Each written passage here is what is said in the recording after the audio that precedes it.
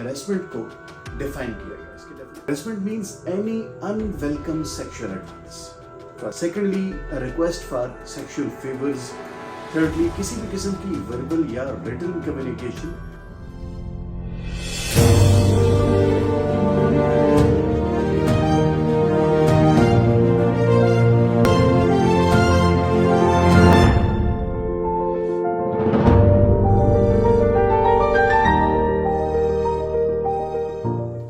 मोहतरम सामीन, आज की हमारी वीडियो का टॉपिक है वुमेन एम्पावरमेंट।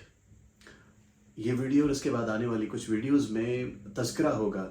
उन कवानीन का, उन लॉज का जो पाकिस्तान में ख़वातीन को एम्पावर करती हैं, उनको मजबूत करती हैं। अगर सोशल मीडिया पे, फेसबुक पे, ट्विटर पे और कुछ सोशल ट्रेंड्स का जायज़ा लिया जाए या किसी मार्च के बैनर्स को पढ़ा जाए तो ये गुमान गुजरता है कि शायद पाकिस्तान में ख़वातीन का वजूद जो है वो महफूज नहीं है या उनसे रिलेटेड कोई लेजिस्लेशन नहीं है, लेकिन ऐसा कतई नहीं है। That is a misnomer. Pakistan में बहुत सारी ऐसी लेजिस्लेशंस हैं, पैदर पे ऐसी लेजिस्लेशंस की गई हैं और उम्दा लेजिस्लेशन की गई हैं जो ख़वातीन को उनके डोमेन में जहाँ वो काम कर रही हों, उनके घर में, बाहर के इन्वायरमेंट में उनको प्रोटेक्ट करती हैं, उनको प्रोटेक्शन का एहसास देती हैं। इस सिलसिले में अगर मैं बात करूं तो एक बहुत ही उम्दा लेजिस्लेशन की गई 2010 में, जो है protection against harassment of women at work place act 2010, जिसमें बाकायदा तौर पे हरासमेंट को डिफाइन किया गया। इसके डेफिनेशन क्लॉज का सेक्शन 2 जो है डेफिनेशन क्लॉज का, उसका सब क्लॉज H है जो हरासमेंट को डिफाइन करता है। और ये क्लॉज जो है ये कहता है कि harassment means any unwelcome sexual advance. Firstly, any unwelcome sexual advance. Secondly, a request for sexual favors. Thirdly, किसी भी किस्म की verbal या written communication या कोई physical conduct या किसी भी sexual nature का या sexually demeaning attitude जो किसी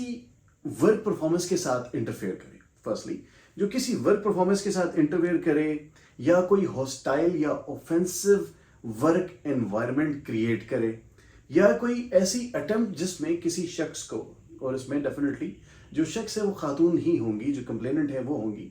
और ऐसा कोई भी एडवांस, कोई भी सेक्सुअल एडवांस जो वर्किंग एनवायरनमेंट या एटमॉस्फेयर के साथ इंटरफेयर करे, को हॉस्टाइल एनवायरनमेंट क्रिएट करे, या कोई भी ऐसी अटेम्प्ट जिसमें कंप्लेनेंट जो है, जो खातून है, अगर वो किसी ऐसी सेक्सुअल फेवर देने से इनकार करें, उनको इसमें विक्टिमाइज किया जाए, उनको सज़ा देने की कोशिश की जाए, या किसी जगह पे एम्प्लॉयमेंट का क्राइटेरिया ये रख दिया जाए कि वो कोई ऐसी फेवर, ऐसी अनवेलकमिंग फेवर या ऐसी सेक्सुअल फेवर जो है वो एम्प्लॉयर को ग्रांट करें, तो ये सारी चीज़ें हैरेसमेंट के ज़मरे में आएंगी। हैरेसमेंट की इस डेफिनेशन को मज़ीद एग्जॉस्टिव बनाया गया एक लेटेस्ट अमेंडमेंट के ज़रिए। उस अमेंडमेंट को हम कहेंगे protection against harassment of women at work place amendment act 2022। इसमें हरासमेंट की डेफिनेशन को और ज़्यादा एग्जॉस्टिव किया गया और ज़्यादा बढ़ाया गया, और उसमें ये बात की गई कि अगर किसी भी किस्म की डिस्क्रिमिनेशन जो है on the basis of gender which may or may not be sexual, यानी जेंडर के बेसिस पे अगर किसी ऑर्गेनाइजेशन में कोई डिस्क्रिमिनेशन की जाती है जो किसी प्रेजुडिशियल माइंडसेट को एक्सपोज करे या किसी ऐसे नोशन को जाहिर करे, तो ऐसा अमल भी हरासमेंट के ज़मरे में आएगा। इस एक्ट में मज़ीद ये कहा गया है कि हर ऑर्गेनाइजेशन एक इंक्वायरी कमेटी बनाएगी और उस इंक्वायरी कमेटी के 3 मेंबर होंगे, जिनमें से एक मेंबर का खातून होना लाजिम है। इसमें जो दूसरे मेंबर होंगे he shall be from the senior management, और one shall be a senior representative of the employees or a senior employee where there is no CBA। CBA stands for collective bargaining agent. और एक या 2 member जो है वो को-ऑप्ट किए जा सकते हैं किसी बाहर के ऑर्गेनाइजेशन से, अगर कंपनी की, अगर कोई ऑर्गेनाइजेशन जो है वो खुद डेफिशिएंट होती है इन टर्म्स ऑफ मेंबर, और जो मेंबर हैं इस कमेटी के वो अपने आप में से, यानी जितने लोगों की कंपोजिशन है उनमें से किसी एक शख्स को उसका चेयरपर्सन चुन सकते हैं। अगर ये कंप्लेंट इसी कमेटी के किसी मेंबर के अगेंस्ट हो तो he can not be a part of that inquiry committee. उनको रिप्लेस किया जाएगा विद एनी अदर मेंबर, और ये मेंबर उसी ऑर्गेनाइजेशन के भी हो सकते हैं और किसी बाहर की या किसी दूसरी ऑर्गेनाइजेशन के भी हो सकते हैं। इसी एक्ट में इंक्वायरी कमेटी का जो प्रोसीजर है वो भी बताया गया कि प्रोसीजर जो है इंक्वायरी का वो कैसे होल्ड ऑन किया जाएगा। तो उसमें किसी भी कंप्लेंट की रिसेप्शन के बाद विद इन 3 डेज जो चार्जेस उसमें लगाए गए हैं किसी भी एक्यूज के अगेंस्ट उसको वो कन्वे किए जाएंगे, और उसके बाद 7 दिन के अंदर अंदर उसका रिटन डिफेंस जो है वो रिक्विजिशन किया जाएगा, वो मांगा जाएगा उस शख्स से। अगर 7 दिन के अंदर अंदर वो अपना रिटन डिफेंस सबमिट करवा देता है तो it is well and good. अगर नहीं कराता तो इंक्वायरी कमेटी के पास ये पावर्स हैं कि वो एक्स पार्टी प्रोसीड करे किसी भी ऐसे एक्यूज के अगेंस्ट। कमेटी के पास ये भी पावर्स मौजूद हैं कि वो हर किस्म की ओरल और documentary evidence from both the sides collect करे और उनको कंसिडर करे, उनको थ्रैश आउट करे और उनको वे करे in terms of their probative value. With respect to inquiry committee की जो पावर्स हैं उनमें ये चीज़ शामिल है कि जो स्टेटमेंट या एविडेंस जो है जो अक्वायर की जाएगी विद रिस्पेक्ट टू इंक्वायरी वो कॉन्फिडेंशियल होगी, और अगर कोई ऑफिसर जो है किसी ऑर्गेनाइजेशन में अगर ये ज़रूरी समझा जाए कि he is to be nominated for providing assistance to each of the party, तो कोई भी ऑफिसर जो है उसको नॉमिनेट किया जा सकता है। थर्डली ये है कि जो दोनों पार्टीज़ हैं, जो कंप्लेनेंट हैं और जो अक्यूज्ड हैं, उनके पास ये ऑप्शन मौजूद है कि वो किसी कलेक्टिव बार्गेनिंग एजेंट के ज़रिए या अपने किसी कलीग, रिप्रेजेंटेटिव या फ्रेंड के ज़रिए खुद को रिप्रेजेंट करें। ये प्रोविज़न इस लॉ में मौजूद है। इसके अलावा ये है कि किसी कंप्लेनेंट या विटनेस के अगेंस्ट किसी किस्म का कोई एडवर्स एक्शन जो है ये इंक्वायरी कमेटी इनिशिएट नहीं कर सकती, और इंक्वायरी कमेटी जो है वो ये इंश्योर करेगी कि जिस एम्प्लॉयर के अगेंस्ट ये कंप्लेंट है या जिस एम्प्लॉय ने ये कंप्लेंट फाइल की है उसको किसी भी तरीके से प्रेशराइज ना किया जाए with respect to this complaint, कि वो अपनी कंप्लेंट विदड्रॉ करे या अपने चार्जेस जो लेवल किए गए हैं, अपनी एलिगेशंस जो है उनसे रिट्रीट कर जाए, पीछे हट जाए। और जो इंक्वायरी कमेटी है वो अपनी फाइंडिंग्स जो है वो इन राइटिंग देगी, और उन फाइंडिंग्स की जो रीजनिंग है वो भी मेंशन करना इनकम्बेंट है अपॉन दी इंक्वायरी कमेटी। इसी एक्ट में मेजर और माइनर पेनल्टीज जो हैं वो प्रोवाइड की गई हैं। माइनर पेनल्टीज में सेंश्योर है, withholding for a specific period, promotion और इंक्रीमेंट, ये माइनर पेनल्टीज हैं। Stoppage for a specific period at efficiency bar in the time scale, ये भी एक माइनर पेनल्टी है। और रिकवरी ऑफ कंपनसेशन जो है that is payable to the complainant, ये माइनर पेनल्टीज में से। मेजर पेनल्टी जो है उसमें lower post in time in terms of time scale जो है उसमें किसी शख्स की एक्यूज की रिडक्शन जो है that is a major penalty which is been provided in this statute. और उसके अलावा कंपल्सरी रिटायरमेंट है, रिमूवल फ्रॉम सर्विसेज है, डिसमिसल फ्रॉम सर्विसेज है, और फाइन भी इम्पोज किया जा सकता है beyond the compensation that is payable to the complaint. तो जो इंक्वायरी कमेटी है वो अपनी फाइंडिंग्स के मुताबिक जो मुनासिब लगे, जो अप्रोप्रिएट लगे, जो पनिशमेंट इंक्वायरी कमेटी को, वो अपनी रिकमेंडेशंस में वो लिख सकती है कि whether the accused is to be visited with a minor penalty or a major penalty. इन पेनल्टीज के अगेंस्ट जो अपील की प्रोविजन प्रोवाइडेड है इसमें वो सेक्शन 6 है इस एक्ट की, जो अपील की प्रोविजन जिसमें प्रोवाइडेड है। और सेक्शन 6 ये कहती है कि जो भी अग्रीव्ड पार्टी है that could be the complainant or the accused as the case may be, वो अपनी अपील प्रेफर कर सकते हैं टू द ओम्बड्समैन। ओम्बड्समैन के पास ये अपील प्रेफर की जाएगी within 30 days of the receipt of written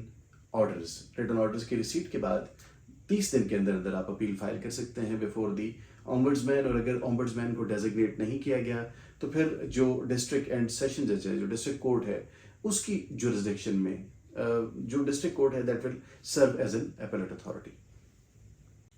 इसी एक्ट की सेक्शन 8 जो है वो फर्दर प्रोवाइड करती है कि जो एक एम्प्लॉय है उसके पास ये ऑप्शन है कि वो अपनी कंप्लेंट जो है वो इंक्वायरी कमेटी को फॉरवर्ड करे या ओम्बड्समैन के पास अपनी कंप्लेंट फाइल करे। जो ओम्बड्समैन है वो 3 दिन के अंदर अंदर after the receipt of complaint एक शो काज नोटिस सर्व करेंगे अपॉन द एक्यूज्ड। और जो एक्यूज पर्सन है इसमें जिसके अगेंस्ट चार्जेस लेवल किए गए हैं, जिसके अगेंस्ट कोई एलिगेशन है जो कंप्लेंट में लेवल की गई है, वो विद इन 5 डेज बाउंड होगा अपना रिटन डिफेंस सबमिट करने के लिए। और in case of his failure ombudsman will be competent to proceed against him ex parte. और फेडरल ओम्बड्समैन जो है या प्रोविंशियल ओम्बड्समैन जो है एज द केस में भी, वो इसकी इंक्वायरी कंडक्ट करेंगे अकॉर्डिंग टू द रूल्स। और उनकी जो पावर्स हैं उसमें ये भी चीज़ इन्वॉल्व है, ये चीज़ भी उसमें शामिल है کہ for the purpose of investigation وہ کسی بھی آفس کو, کسی بھی ممبر یا آرگنائزیشن کو جو ہے وہ نوٹس کر سکتے ہیں to furnish any information or produce any document which is the opinion of ombudsman is relevant to the fact of the case. وہ کسی بھی قسم کا کوئی ڈاکومنٹ جو ہے وہ ریکوزیشن کر سکتے ہیں کسی بھی آرگنائزیشن سے, کسی بھی پرسن سے, کسی بھی آفیسر سے. اور یہ اومبڈسمین جو ہے یہ سارا کچھ کرنے کے بعد, یہ ایویڈنس کلیکٹ کرنے کے بعد اپنا ریٹن ڈیسیجن جو ہے وہ رینڈر کریں گے, اور جو پارٹیز ہیں ان کے علاوہ آرگنائزیشن کو بھی انفارم کریں گے کہ ان کا پرٹیکولر ڈیسیجن کیا ہے کسی بھی کیس میں. اومبڈ سیکشن 9 جو ہے سیکٹ کی وہ یہ پرووائڈ کرتی ہے کہ اومبڈسمین کے فیصلے کے خلاف جو اپیل ہوگی وہ پریزیڈنٹ یا governor as the case may بھی, کیونکہ اگر پروونشل اومبڈسمین ہیں تو ان کے فیصلے کے خلاف اپیل جائے گی گورنر کے پاس, اور اگر فیڈرل اومبڈسمین ہیں تو the appeal would be presented to the president of Pakistan. تو جو کمپیٹنٹ اتھارٹی ہے دونوں کے فیصلے کے against that would be the governor or the president as the case may be. اسی ایکٹ کے سیکشن 10 مزید وضاحت کے ساتھ یہ بیان کرتی ہے کہ ombudsman for the purpose of this act would have all the powers as are vested in civil code, meaning thereby in respect of any matter, namely summoning and enforcing the attendance of any person, examining him on oath, compelling the production of evidence کی جو production ہے اس کو compel کرنا, receiving evidence on affidavit, issuing commission for the examination of witness, entering any place for examination. اور ombudsman کے پاس جو ہے ombudsman کے کسی بھی آرڈر کی وائلیشن میں جو پارز ہیں اس کی کنٹمپٹ کو ڈیل کرنے کے لیے وہ وہی کنٹمپٹ کی پارز ہیں جو ہائی کورٹ کے پاس اویلیبل ہے. اس 2010 والے ایکٹ میں آنے والی امینڈمنٹس میں جو 2022 میں افیکٹ کی گئی, اس نے جہاں اس لاء کو, اس پرٹیکولر ایکٹ کو اور زیادہ ایگزاسٹو کیا اور زیادہ پریکٹیکیبل کیا, وہاں اس کی خاصیت یہ بھی ہے کہ اس نے جہاں ہریسمنٹ کی ڈیفینیشن کو انلارج کیا, وہاں جو کمپلیننٹ ہے اس کی ڈیفینیشن میں بھی کافی ساری چیزیں ایڈ کی. جس طرح پہلے اس میں وومن اور مین کا ذکر تھا, اس کو سبسٹیچیوٹ کر دیا گیا اور اس کی جگہ لکھا گیا کہ the words any person shall be inserted, یعنی مین اور وومن کی جگہ it should be mentioned as any person aggrieved of sexual harassment, اور اس میں انکلوڈڈ ہوں گے کوئی بھی former employee who has been removed or dismissed from services, یا ریزائن کر دیا ہو جنہوں نے, یا پھر کسی ایسے کمپلیننٹ کے فادر مدر یعنی پیرنٹس, یا پھر گارڈین جو بذات خود مائنر ہو. تو جو کمپلیننٹ کی ڈیفینیشن تھی اس میں اس کو اور بھی زیادہ ایگزاسٹ کیا گیا, یعنی اس میں انکلوڈ کیا گیا. تو اینی پرسن کا اضافہ اس میں کیا گیا مین اور وومن کی جگہ, اور فردر اس میں یہ کہا گیا کہ جو امپلائی ہیں جو ریزائن جنہوں نے کر دیا یا جن کو ڈسمس کر دیا گیا فرام سروس, اور پیرنٹس یا guardian in case the complainant is himself or herself a minor. اس کے علاوہ جو ایک اور اس میں جو ڈیفینیشن انلارج کی گئی that is the clause F, جس میں امپلائی جو ہے امپلائی کی ڈیفینیشن کو بھی اور زیادہ ایگزاسٹو بنایا گیا. اور وہ کس طرح ایگزاسٹو بنایا گیا کہ اس میں کہا گیا کہ it would include regular, contractual, piece rate, gig, temporary, part time, freelance employee, whether employed through express or implied contract,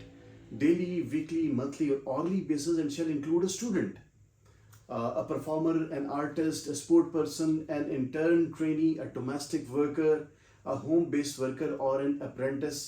whether working for remuneration or not, or whether working on a voluntarily basis or otherwise.